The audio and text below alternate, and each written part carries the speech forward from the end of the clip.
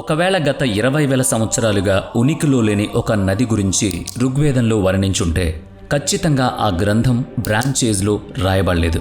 అది ఇంకా చాలా పురాతన కాలంలోనే రాయబడి ఉండాలి. ఇదే గనుక నిజమైతే మన early Indian civilization timeline మొత్తాన్ని మనం మళ్ళీ మొదటి నుంచి చూడాల్సి వస్తుంది. ఇది కేవలం ఋగ్వేదానికి మాత్రమే పరిమితం కాదు. రామాయణం, మహాభారతాలకు కూడా ఈ విషయం వర్తిస్తుంది. 100 ఏళ్లకు పైగా చాలామంది స్కాలర్స్ ఋగ్వేద కాలం సుమారుగా 1500 BCE అని నమ్ముతూ వచ్చారు. ఇక మహాభారతం కాలాన్ని సుమారుగా 1000 BCE చుట్టుపక్కల అంచనా వేస్తారు. ఇక రామాయణాన్ని ఒక మైథాలజీగా మాత్రమే చూశారు. 100 ఏళ్ల పాటు అనేక గ్రంథాలు కలుస్తూ ఇది తయారైందని, దీనికి ఖచ్చితమైన చారిత్రక ఆధారాలు లేవని అనుకున్నారు. ఇప్పటి వరకు మనం విన్న స్టాండర్డ్ నెరేటివ్ ఇదే. కానీ ఈ ఎపిక్స్లో ఉన్న ఆస్ట్రనామికల్ ఎవిడెన్స్ని జాగ్రత్తగా పరిశీలిస్తే పరిస్థితులు వేరేలా ఉన్నాయి. ఆ గ్రంథాల్లో ఉన్న వర్ణనలను జియోలాజికల్ అలాగే హైడ్రోలాజికల్ డేటాలతో పోల్చి చూసినప్పుడు ఒక సరికొత్త టైం లైన్ మన కళ్ళ ముందు కనిపిస్తుంది. దీని గురించి అర్థం చేసుకోవడానికి ముందుగా ఋగ్వేదంతో మొదలు పెడదాం. ఋగ్వేదంలో ఎక్కడ కూడా ఎండిపోతున్న నది గురించి కానీ చిన్న ప్రవాహం గురించి కానీ రాయలేదు. అందులో సరస్వతి నదిని అన్ని నదుల కంటే గొప్ప నదిగా వర్ణించారు.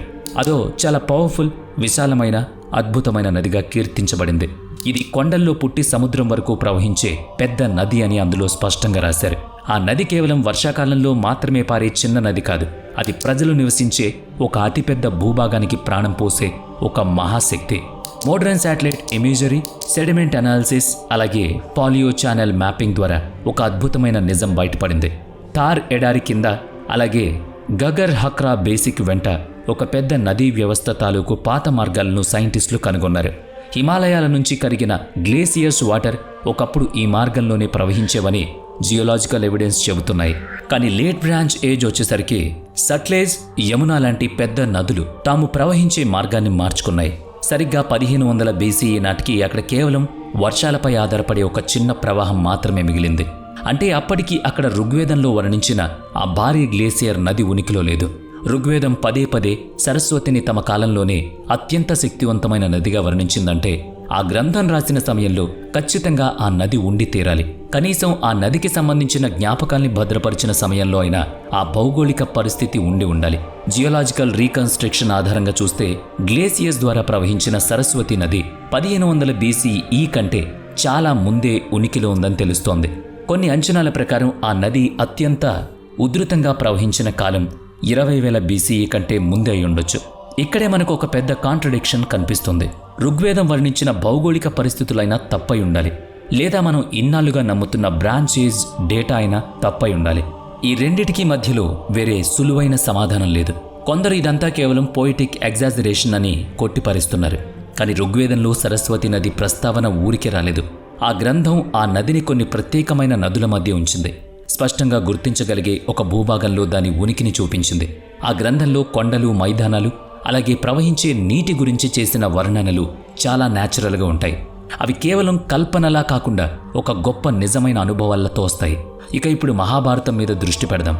మహాభారతంలో మనకు వందలాది ఆస్ట్రనామికల్ రిఫరెన్సెస్ కనిపిస్తాయి. అందులో గ్రహాల స్థితులు, చంద్రుడి దశలు, నక్షత్రాలు అలాగే వాతావరణానికి సంబంధించిన వివరాలు ఆ యుద్ధ కథలో ముడిపడి ఉంటాయి. ఈ వర్ణనలను మోడర్న్ ఆస్ట్రనామికల్ క్యాలిక్యులేషన్స్తో కలిపి చూసినప్పుడు ఒక ఖచ్చితమైన సంవత్సరం బయటపడుతుంది.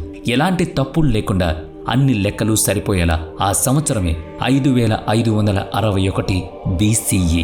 ఉదాహరణకు ఆ గ్రంథంలో అరుంధతి, వశిష్ఠ నక్షత్రాలకు సంబంధించిన ఒక ఆసక్తికరమైన వర్ణన మనకు కనిపిస్తుంది.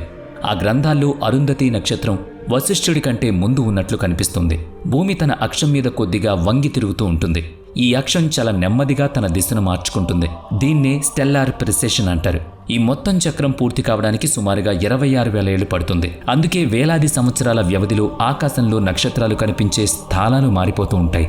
మహాభారతంలో ఉన్న మిగతా గ్రహాల వర్ణనలు కూడా ఖచ్చితంగా ఆ సంవత్సరానికే సరిపోతున్నాయి. వీటన్నిటినీ విడివిడిగా శ్లోకాల్లా కాకుండా ఒక సిస్టంలా చూసినప్పుడు అన్ని ఆధారాలు ఒకే సమయాన్ని సూచిస్తాయి.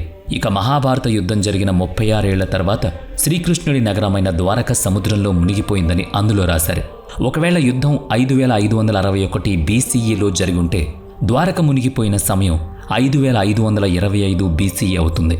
ఆ సమయంలో సముద్ర మట్టాల్లో భారీ మార్పులు జరిగాయని జియోలాజికల్ స్టడీస్ నిరూపిస్తున్నాయి.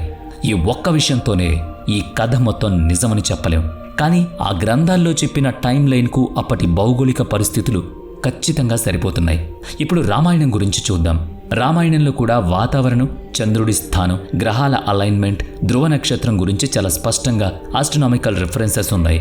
వీటి ఆధారంగా చేసిన రీకన్స్ట్రక్షన్ ప్రకారం రాముడు రావణుడి మధ్య యుద్ధం సుమారుగా 12,209 BCEలో జరిగిందని తేలింది. భూమి వంపు నెమ్మదిగా మారడం వల్ల కాలక్రమంలో పోల్ స్టార్ట్ కూడా మారుతూ వచ్చింది. దీన్ని యాక్చువల్ ప్రెసిషన్ అంటారు. ఇప్పుడు మనం చూస్తున్న పోలారిస్ ఉత్తర దిశను చూపిస్తోంది, కానీ ప్రాచీన కాలంలో వేరే నక్షత్రం ఆ స్థానంలో ఉండేది. రామాయణంలో ఉన్న ఆధారాలు ఆ పాత పోల్ స్టార్ స్థానానికి సరిపోతాయి. లూనార్ మంత్స్తో పాటు వాతావరణం మారే కాలాన్ని కూడా కలిపి చూసినప్పుడు మనం సాధారణంగా అనుకునే సమయం కంటే ఈ ఆస్ట్రోనామికల్ డేటా చాలా పాత కాలాన్ని చూపిస్తుంది.